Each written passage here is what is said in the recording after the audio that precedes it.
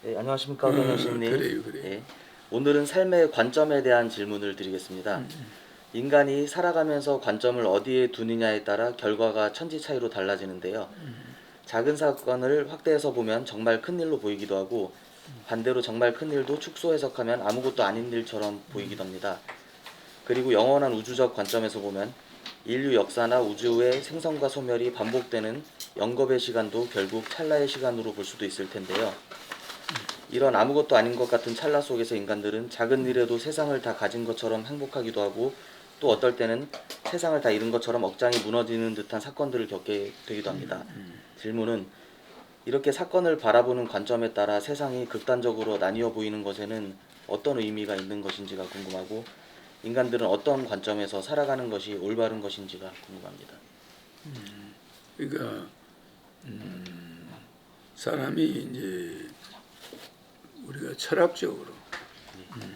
철학적으로 이제 인생을 본다면은 성공한 사람을 우리들이 말하면 일반 범인, 보통 일반 소인들이나 네, 범인들은 네, 가능하면 그 성인들을 모방하려고 하는 거예요. 네, 성인을 닮아가려고 네, 하는 게 그게 공부고, 네, 또 성공한 사람을 닮아가려고.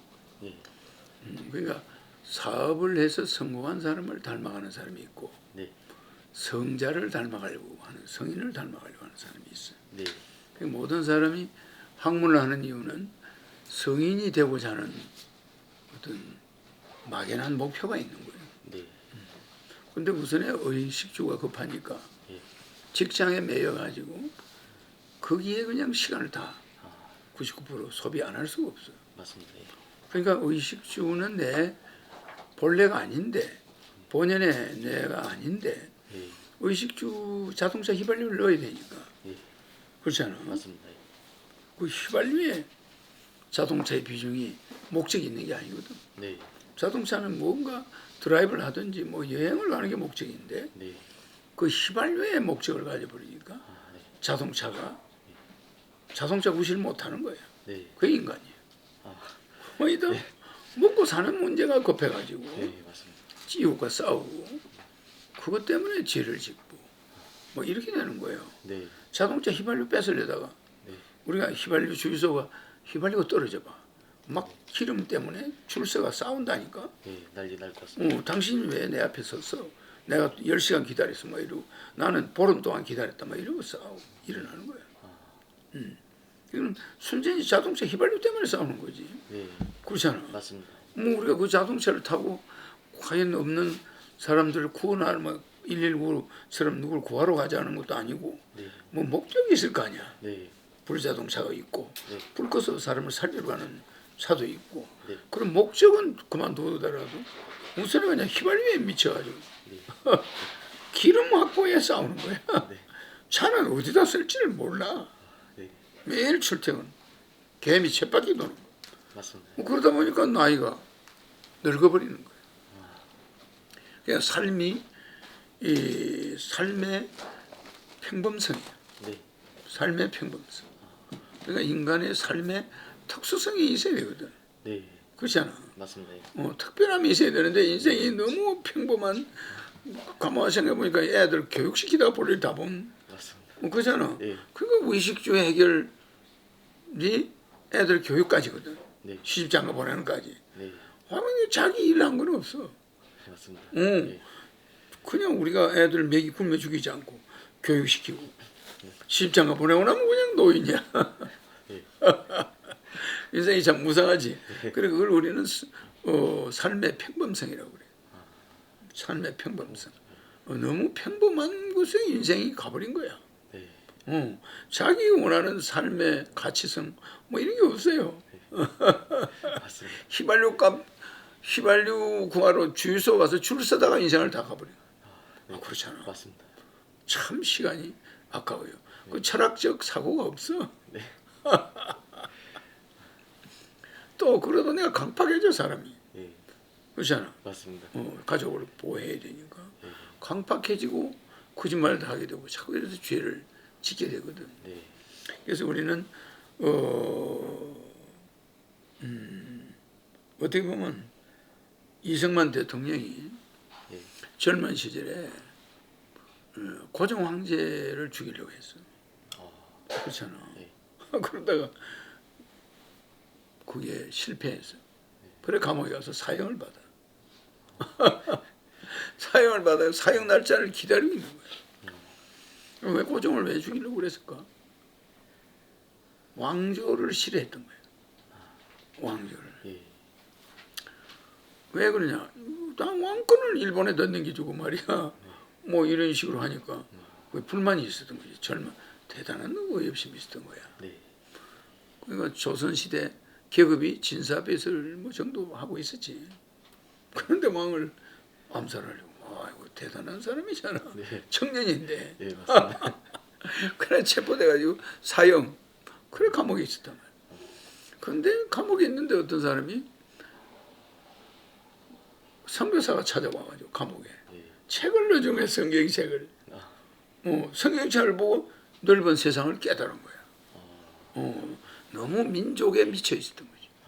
민족주의. 이 민족에 대해서 열의가 대단했는데 네. 아니 그러다가 왕을 죽이고 뭐 어떻게 좀 해보려고 하다가 아이 갑자기 신부들이 뭐 돌아가지고 말이야. 선교사가 책을 넣어준 거야. 감옥에. 예. 사형수야. 그러면서 이 사람들이 선교사들이 이 이승만이가 감옥에서 성경을 딱 보고 난 다음에 새로운 세계를 보게 되는 거야. 젊은 나이에. 예. 그래 이승만 대통령이 기독교인이 돼. 네. 불교적인 사람이었는데 기독교인이 되면서 그 생각이 바꿔졌지. 그래가지고 이 사람이 선교사들이 이승만 구매운동을 해. 하도 성경을 감옥에서 잘 보고 이러니까 그 사람들이 좋게 본 거야. 그래가지고 고종 황제를 찾아가서 선교사들이 고종 황제를 만나니까 그 당시에는 네. 그래가지고 그 이승만 저 청년을 좀 구해달라. 뭐 이런 국제기구에 막 이야기해가지고 막 이승만을 구명을 해. 그래야 이승만이가 살아나. 참 그거 신기하잖아. 네. 그 사람 평범한 삶이 아니야. 맞습니다. 예. 자기의 자식 뭐 자식도 없어요. 그래. 예. 그러니까 자기 자식이나 가정은 다 팽개치고 무조건 민족을 올바른 길로 가야 된다. 지금 일본을 이렇게 식민지가 된 거는 저 왕실이 저렇게 문제가 돼 저렇다. 뭐 이래가지고 막 의협심이 대단했어요. 그 굉장히 평범하지 않지. 네. 아주 특별한 성격을 가지고 있어. 예. 그러더니 성경을 보고 또 열심히 그 성경에 매달리니까 그 선교사들이 이승만을 구해내. 참 아이러니하지 그. 예. 마침 요셉이 감옥에서 나오듯이, 그 뭐 술장수가 술 만드는 장관이 끄집어내듯이 아주 그 이승만 대통령이 감옥을 풀려나오게 돼. 사형수인데. 예.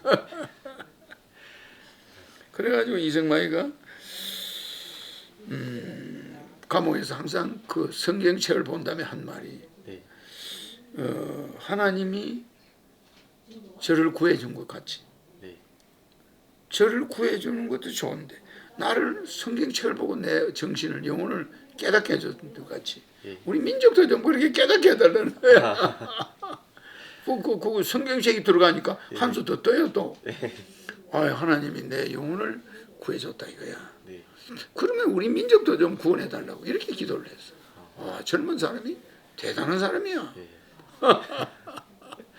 그러니까 차원이 달라요. 일반 젊은이와. 맞습니다. 뭐 결혼해가 애 낳고 뭐 여기 만족 이런 사람이 아니고 스타일이 아주 달랐어. 뭐 그게 굉장히 중요한 거예요. 예. 그러니까 평범한 청년이 성경 보는 거하고 네. 이승만이가 성경 보는 거 완전 딴판이야. 그렇게 있죠. 예. 그러니까 눈이 다른 거야 눈이. 뭐 성경 안 받겠어 다들. 그렇지 않습니까? 맞습니다. 예. 그런데 뭐라뇨? 아유 하나님이 나를 이렇게 성경으로 인해서 감옥에서 나를 빼주고 나를 살려준 것 같지. 우리 민족을 좀 그렇게 도와달라고 하나님한테 막 기도를 하는 거야. 그러니까 이 사람은 아주 특별한 젊은이야. 그래 미국 가서 공부해가지고 그렇게 됐잖아. 박사, 철학 박사. 추구한 게 철학이야. 신학 박사는 아니야. 아하. 철학을 했어 그래도. 예. 이 박사가 철학 박사가 돼가 와가지고 독립운동 하잖아 끝까지. 예.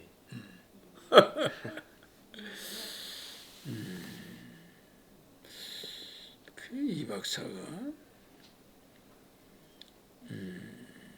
그걸 우리는 무한돌파라고 해. 무한돌파. 네, 무한돌파요. 무한돌파. 정면 돌파보다 무서워. 네. 정면 돌파. 예. 무한 돌파를 따를 수 있겠나? 안 될 것 같습니다. 그러니까 기질이 아주 좀 다르죠. 네. 그러니까 인생을 어떻게 보느냐 따라서 그 차이가 어마어마해. 면석이가 되느냐 대통령이 되느냐 네. 엄청난 차이가 있지. 맞습니다. 예. 그러니까 어느 날 감옥에 있던 사람이 국제적인 인물이 돼.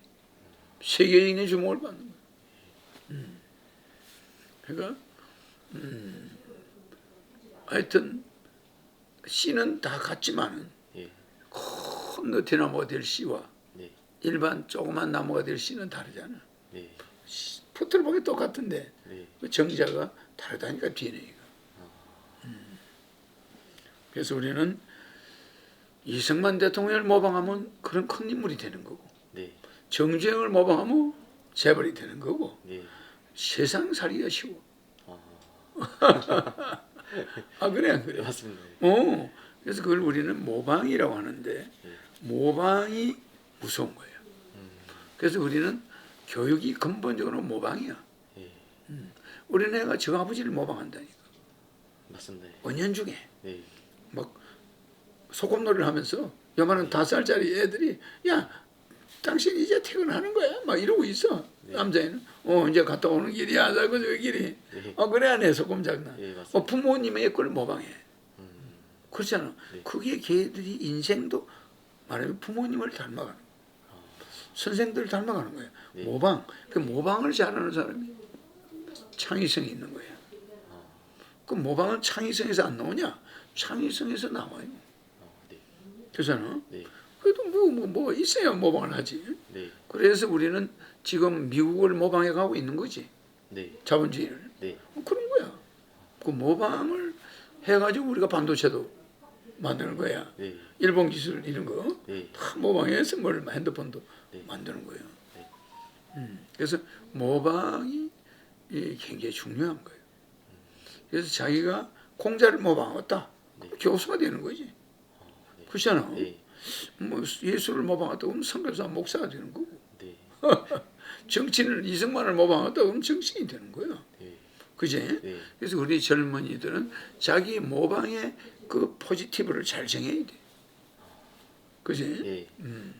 그러니까 모방 없이 내가 창조해야겠다. 백수건달이 될 수가 있어. 그렇잖아. 예. 빌 게이츠를 좀 모방한다거나 네.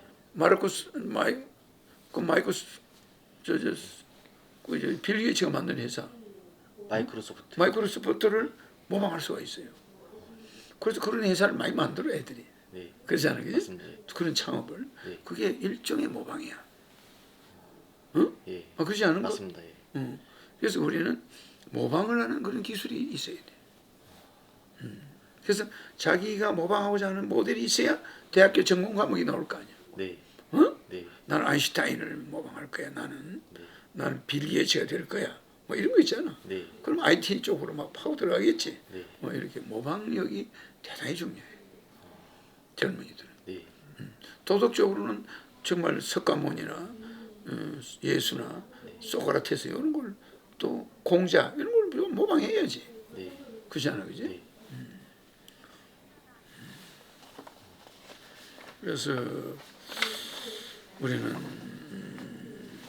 근데 그 관점을 좀 높은 곳으로 두고 그럼 그러니까 그 자기가 뭘 모방하고 싶은 거 그게 그 사람의 운명이야. 전생에 예. 농사 지은 사람은 네. 또 집만 지은 사람은 달라. 자꾸 삽 같은 거 뭐 이런 기계를 좋아해. 예. 그렇잖아. 아.